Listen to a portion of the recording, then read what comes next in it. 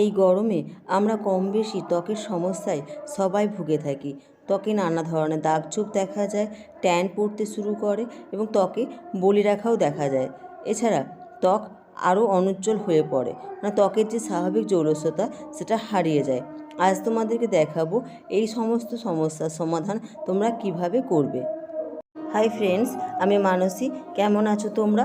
আশা করবো সবাই ভালো আছো এবং সুস্থ আছো, আর আগের থেকে নিজের অনেক অনেক বেশি খেয়াল রাখছো। ব্যাগটা তৈরি করতে লাগবে একটা সেদ্ধ আলু। আলুটা যেন খুব ভালো সেদ্ধ হয় সেদিকে লক্ষ্য রাখবে। আলুটাকে ভালো করে স্ম্যাশ করে নিবে যাতে একটু লাম না থাকে। এবার এতে মেশাবো 2 চামচ টক দই, 1 চামচ মধু। সমস্ত উপকরণ ভালো করে মিশিয়ে নাও, নিয়ে সারা মুখে লাগিয়ে নাও।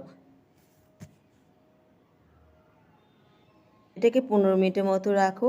তারপর যখন শুকিয়ে আসবে তখন নর্মাল জল দিয়ে মুখটা ভালো করে ধুয়ে নাও। এবার যে কোনো ময়েশ্চারাইজার ক্রিম ইউজ করো। এটাকে তোমরা সপ্তাহে 3 দিন ইউজ করো, দেখবে ত্বক উজ্জ্বল এবং সুন্দর হয়ে উঠবে। ত্বকের সমস্ত দাগছোপও দূর হয়ে যাবে। ফ্রেন্ডস, যদি ভিডিওটা ভালো লেগে থাকে তাহলে প্লিজ চ্যানেলটিকে সাবস্ক্রাইব করে দিও, ভিডিওতে লাইক এবং শেয়ার করে আমার পাশে থেকো।